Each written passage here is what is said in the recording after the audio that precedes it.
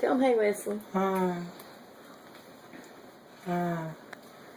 me a miracle. Tell me you head-butted 2 pine trees with the impact of 80 miles an hour when you come out of that car and went up 100 feet up in the air and hit 2 pine trees. Show me your scars up around your eyebrows. Come on up there at your scars on your eyebrows. The eyebrows, Wesley. Yeah, you showing them the eyebrows? See them. See right here? And right here? Tell me you head-butted 2 pine trees. And actually died for about 10 minutes. Was in a coma for 4 months up at Carolina Medical in the trauma unit. And your eyeball was hanging down here on your cheek, and that ear was hanging way down here on your shoulder. So, wow. Wow. So, what a Superman. But God put you back together and said He wasn't ready for you yet. You had work to do down here. Mm-hmm. Ain't that right? Tell me you got some head injury. But it's getting You show me your You hair. still got a lot of pretty hair, don't you? Yeah, you do. Tell me, you're learning to talk. Can you say hello? Hello. Hello. Hello.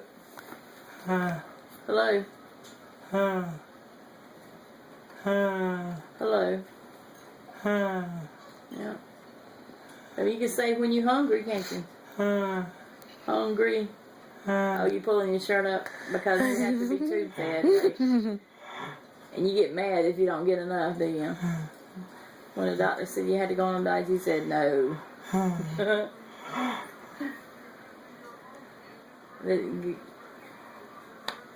God's taking good care of you, ain't He? Yeah. So tell me about the day again. Well, he was going to the store with his uncle, and they just went right down here 2 miles down the road to the store, and Wesley was in the back seat of the Jeep. And when they come back down the road, right here before you get to the house at the recycling place, there was a car pulling in the recycling place. Well, my uncle was speeding a little bit, so he went around the car, and when he went around the car, he went off on the side of the road a little bit, and he corrected himself and pulled it back. And when he did, he hit that bank.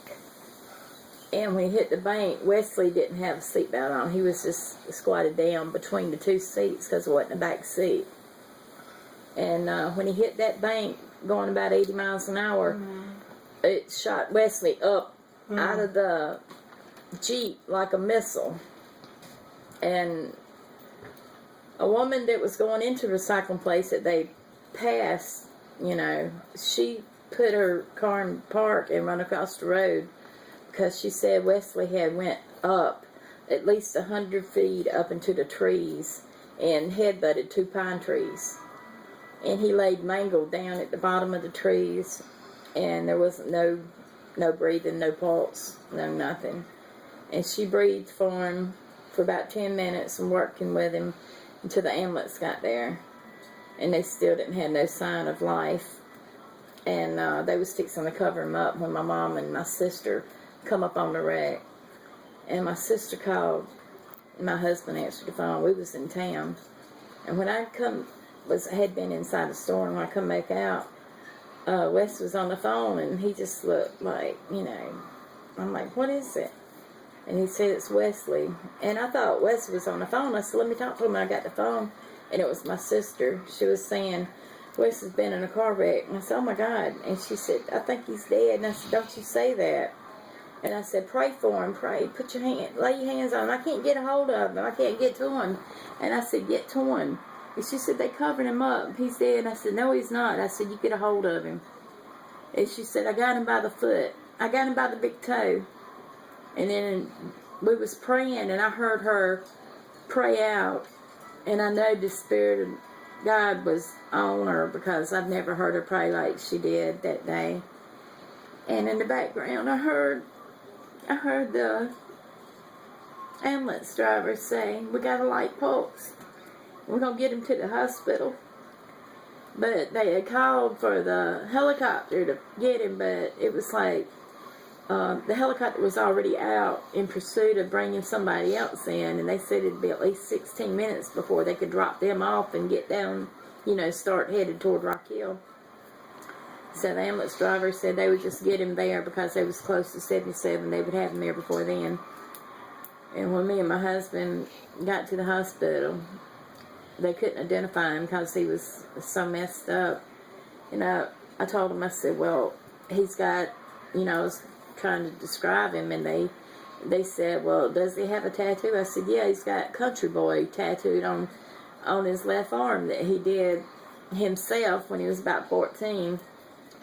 And I remember coming in the room, catching him, and he only had Country Boy, and he said, let me do the Y.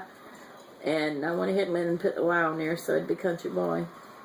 But when I got to the hospital, they said, does he have any tattoos or any marks or anything to identify him? And I said, yeah, he does. He has a tattoo on his left arm. And the man said, is it Country Boy? I said, yeah. And he said, I got you, Country Boy. He's up in the trauma unit. And when we got there, he was a mess. He had tubes and stuff going in his nose and in his mouth, and all kind of machines hooked up to him, and wires running and everything. It was so bad. And they let us come in and look at him for a minute, and he looked like something off of the Star Wars thing. His forehead was so swollen up, and they had a tube in his head, drilled into his head, pumping the fluid and pressure, letting the blood drain off the brain, to help keep him alive. And for 4 months, we didn't know from 1 hour to the next if he was going to make it or not. And the doctors wanted us to put him in a nursing home, but we wouldn't do it. We said no. And they said, well, y'all won't be able to take care of him like that. He's not going to never get any better. He's going to be like this forever. And I said, no, he's not. I said, you don't know my God, because he is going to get better. He's alive, and he's alive for a reason. He's going to lead many of young people to the Lord with his testimony alone. And until he can tell his testimony, I'll tell it myself. So that's what we're doing now, is giving Wesley's testimony. And he's a miracle to be alive. And tell him hello, Wesley. Hello.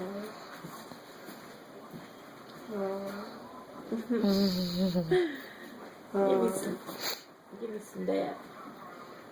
Peace. I love you. I love you. I love you.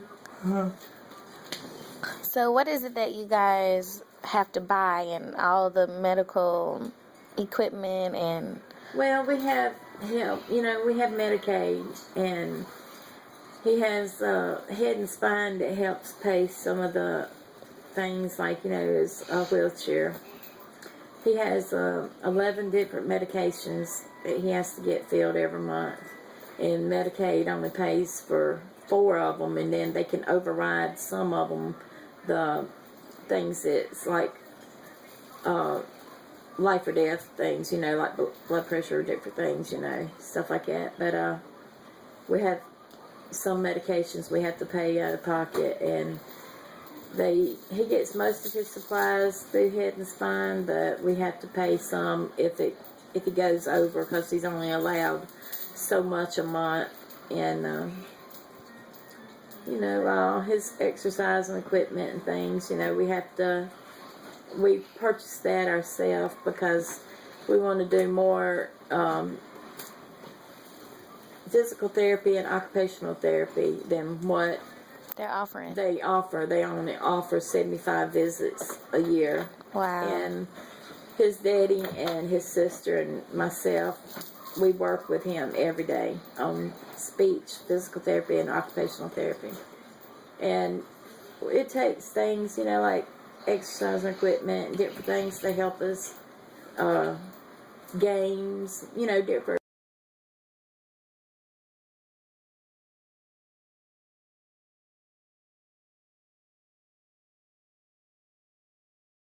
physical, exercise and stuff to keep him from getting stiff and not being able to move, Keeping your muscles strong. Show me muscle, Wesley. Tell me you got some big guns. Tell me strong, ain't you? Yep. Show me how you do your leg raises. And do both of them. Tell me the only thing keeping you from not walking now is you don't have any balance. So, you over 6 foot tall, and if you stand up, you will fall down like a tree. Boom. Because you don't have balance right now, but you're working on it, ain't you? Tell me God's working on it. You have to learn all over again. And right now you're learning to sit up on the side of the bed. And you're doing that pretty good. Right? Then you got 2 nieces to keep you on your toes. Get up there and give Uncle Wesley a hug. Get up there and give Uncle Wesley a hug. Get up there. Well, stand up. Tell me, get up there and give you a hug, Wesley. Tell them you can hug and love on your nieces, can't you? Give them a big hug. Yeah, you got her, don't you? You got her? Tell me you got a little baby niece, too, that ain't but a couple months. You can hear her crying in the background. Daddy's fixing her a bottle. Tell them, but you hold her, too, don't you? But, alright, so last but not least, how much is the mattress that you guys need? And how much is Medicaid or head and spine? That, I haven't even checked on the price yet because anytime it's medical, it's expensive. So I'm trying to get some help with Medicaid or head and spine to take care of it. But sometimes we have to pay a copay or something like that. But he has a hospital bed. But since he's so big, he's over 6 foot tall, 245, somewhere around there, pounds. And he does stay in the bed a little more than the average person, He gets tired of sitting up in the chair, and he'll have to go lay down early sometimes. He's in the bed by 7 or 8 o'clock at night, and he'll stay in the bed until about 10 or 11 the next day before he gets up. And the bed is a regular hospital bed that raises up and down, and the mattress is kind of flimsy. I guess it has to be, to bend. But we're trying to get him a gel mattress or a topper, like it's a cooling, more comfortable, kinda, a little more comfortable. Yeah, kind of like the memory foam or something, so he won't get the bed sores and feel so uncomfortable, hot spots on him or anything like that. Can you tell him bye, Wesley? Say thank you. Say thank you.